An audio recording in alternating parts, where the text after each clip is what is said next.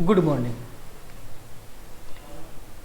हमने जो चैप्टर की शुरुआत की थी जिसका नाम था सेंटेंस, और हमने अभी तक जो सीखा था वो था what is sentence, how many kind of sentence, और जितने भी सेंटेंस थे 5 प्रकार के, असर्टिव, इंट्रोगेटिव, इम्परेटिव, एक्सक्लेमेटिव और ऑप्टेटिव, उनके बारे में हमने डिटेल में जानकारी प्राप्त की कि कौन सा सेंटेंस किसे कहते हैं, किसे कहते हैं असर्टिव सेंटेंस, किसे कहते हैं इंट्रोगेटिव सेंटेंस, उसकी क्या विशेषता है, उसका क्या स्ट्रक्चर है, वो हमने पहले पढ़ा हुआ है। आज हम उसी चैप्टर को आगे बढ़ा रहे हैं और पढ़ रहे हैं सेंटेंस के बारे में।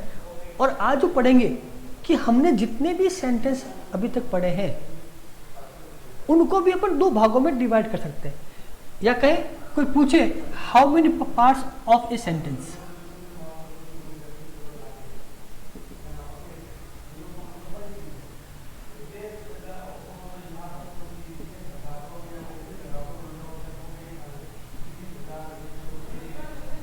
क्या कहेंगे, parts of sentence.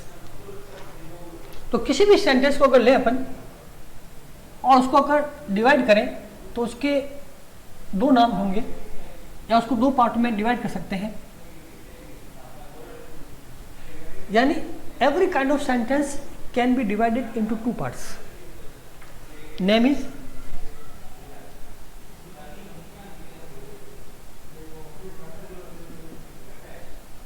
Subject and predicate.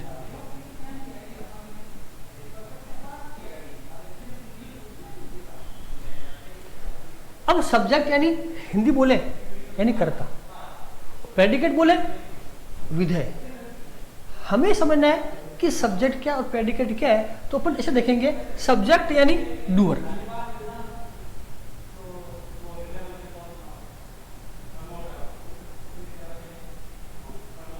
यानी कार्य करने वाला, या कहें एक भाषा और में शब्द में परफॉर्मर। जो आदमी काम करेगा या जिसके बारे में हम कुछ बताएंगे। डूअर, मोहन फुटबॉल खेलता है, इसमें खेल कौन रहा है, मोहन डूअर है, परफॉर्मर है।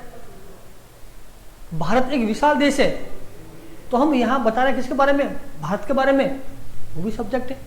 यानी जिसके बारे में बताया जाए, हु, व्हाट, वो होगा सब्जेक्ट। अब प्रेडिकेट जो होगा विधेय, जो कुछ डूअर के बारे में बताया जाए, क्या कह सकते हैं,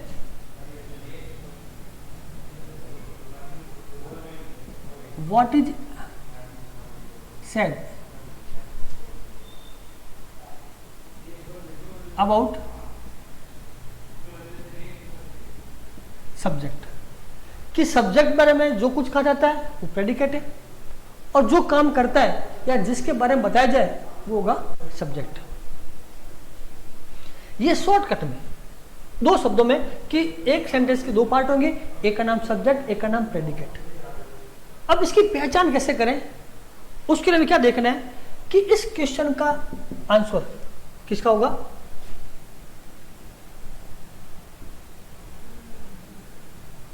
हु या व्हाट से आएगा। और जो कुछ बताया जाएगा वो कुछ भी हो सकता है। ये बहुत, इसका जो फॉर्म है वो बड़ा एक्सपेंडेड फॉर्म है, विस्तृत रूप में होगा। अब अपन बात करते हैं किस प्रकार से। जैसे मैं आके लिख रहा हूं,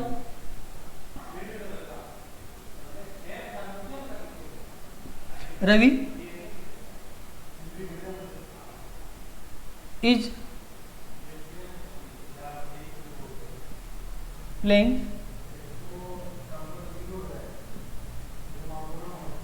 फुटबॉल। हमें केवल इस सेंटेंस को 2 पार्ट देखने हैं, कौन कौन से हैं, जो लिखा हुआ है सब्जेक्ट कौन है, कौन प्रेडिकेट है। रवि फुटबॉल खेल रहा है, तो हमारा पहला काम देखना है सब्जेक्ट कौन। अब पूछो भी who is playing football, football कौन खेल रहा है, आंसर आया रवि। जो आंसर आया रवि, ये सब्जेक्ट है, एस फॉर सब्जेक्ट। अब पूछो what is Ravi doing, Ravi क्या कर रहा है, इज प्लेइंग फुटबॉल। तो ये जो पार्ट हुआ ये कहलाएगा प्रेडिकेट, कि यहां जो डूअर है, जो परफॉर्मर है, जो फुटबॉल खेलने वाला है वो रवि, इसलिए सब्जेक्ट हो गया। और रवि क्या कर रहा है, इज प्लेइंग फुटबॉल, तो हो गया प्रेडिकेट। इस प्रकार दो पार्ट हर सेंटेंस के होंगे, ये चीज हमें मालूम होनी चाहिए। और शुरुआत किससे होगी, सब्जेक्ट से।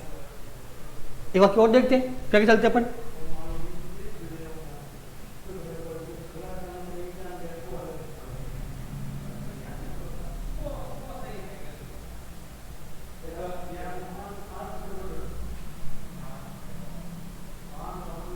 Teacher give us good advices,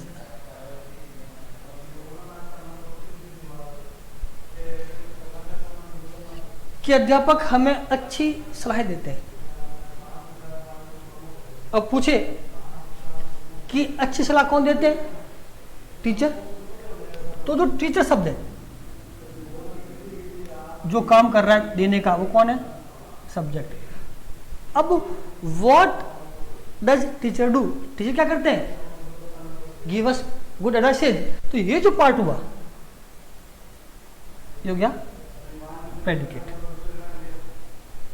और हमने जब पहले सीखा था वाक्य असर्टिव, तो मैंने कहा था इसकी पहचान क्या होगी, कि असर्टिव सेंटेंस हमेशा सब्जेक्ट से ही शुरू होते हैं। ये दोनों वाक्य सब्जेक्ट हैं, सॉरी असर्टिव है, इसलिए इसके पहले शुरुआत में सब्जेक्ट है।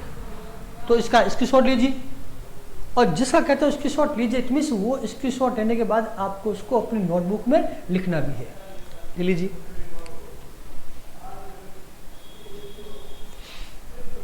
अब फिर अपन आगे चलते हैं, कुछ वाक्य और लेते हैं और देखते हैं, समझते हैं।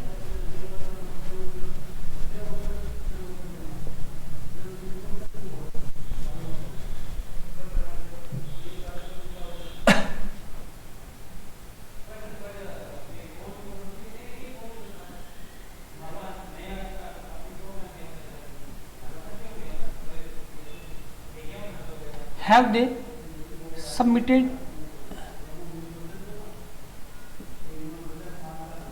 their projects?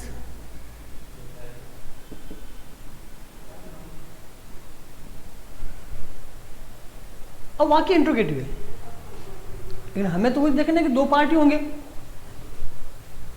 यानी उन्होंने अपने प्रोजेक्ट जमा करा दिए हैं क्या।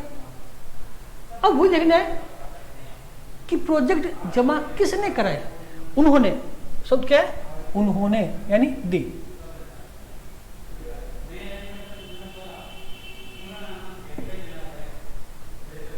अब जो पीछे बचा, अब ये तो ही है सबमिटेड देयर प्रोजेक्ट, लेकिन इसके पहले एक हेल्पिंग वर्ब भी थी, तो ये भी क्या होगा, प्रेडिकेट। ये अब इसको दो भागों में ऐसे भी कर सकते हैं।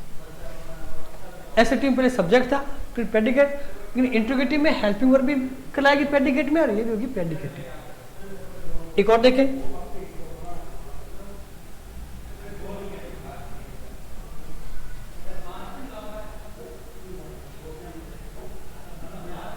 why was the baby crying bitterly?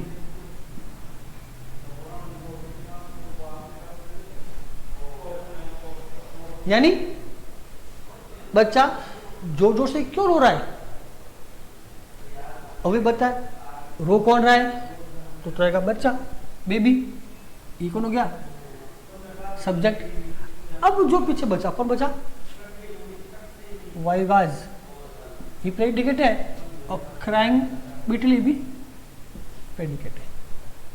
तो इस प्रकार जो वाक्य इंट्रोगेटिव होगा तो उसमें सब्जेक्ट बीच में आएगा, उसके पहले WH वर्ड और हेल्पिंग आएगी, उसके बाद आएगी वर्ब का फॉर्म। इसका भी इसकी शॉर्ट लीजिए।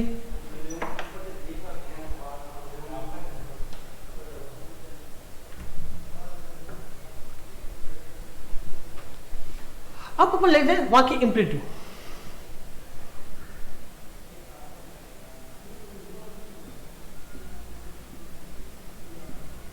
Sit down,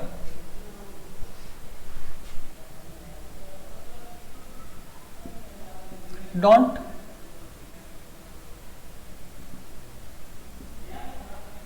disturb me, please help me, ऐसा हो सकता है।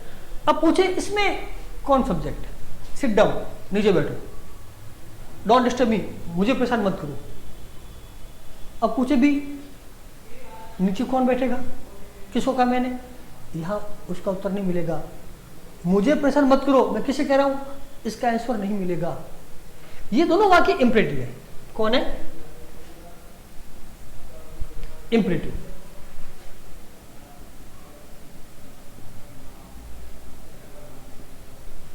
ये पहली बात।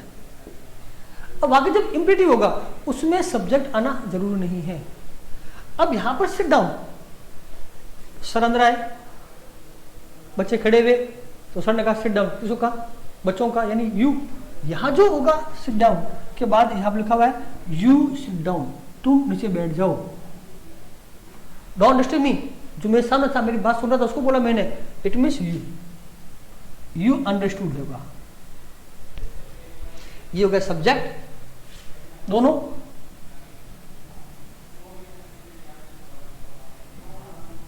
और जो बचा sit down, don't disturb me, ये कहलाएगा प्रेडिकेट।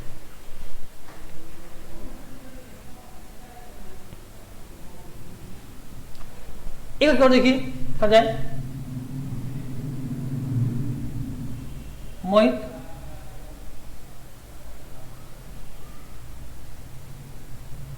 कम हियर, मोहित यहां आना, वाकई ये भी इंपरेटिव है। अब यहां पर मैंने बोला यहां आना, किसको बोला? मोहित को, तो मोहित आएगा।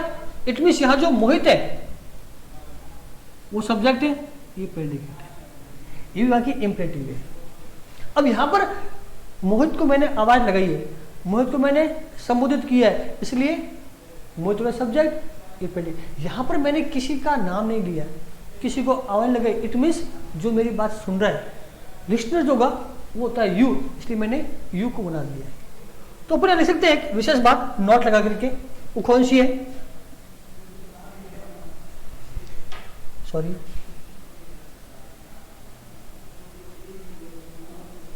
कि इंपेरेटिव सेंटेंस में सब्जेक्ट यू होता है अंडरस्टूड।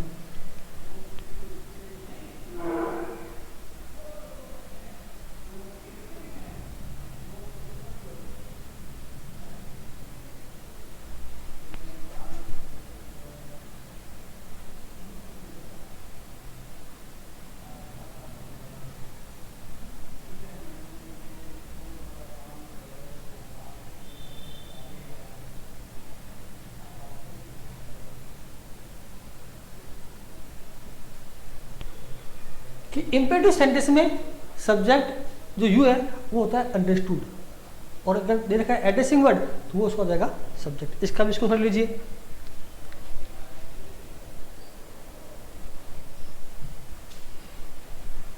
कुछ वाक्य और लेते हैं, वाक्य अलग प्रकार से और समझ रहे हैं। यहां आज हम कितने समझेंगे कि कोई भी सेंटेंस के दो पार्ट कैसे पता लगाएं। अब आ जाए व्हाट ए लवली कार, क्या सुंदर गाड़ी है।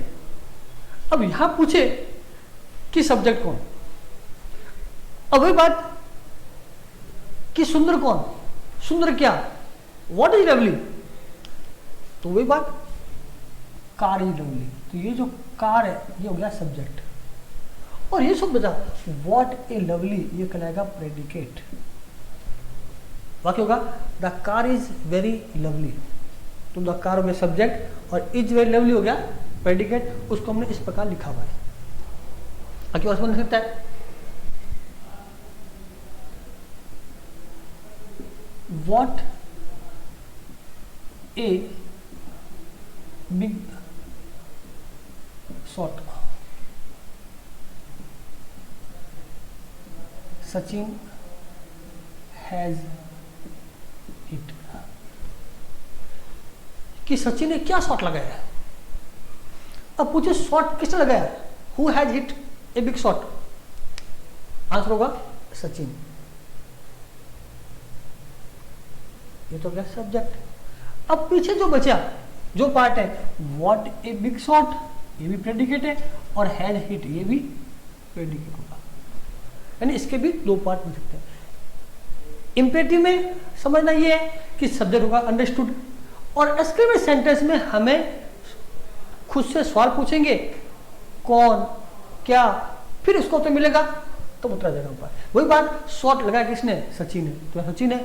सुंदर कौन, कार, तो यहाँ कार है। इस पर और भी वाक्य बन सकते हैं।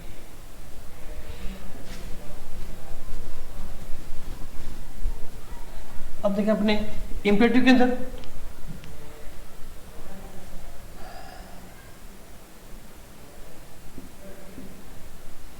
में द बॉय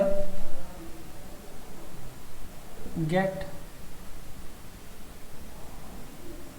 सक्सेस, कि वो लड़का सफल हो जाए।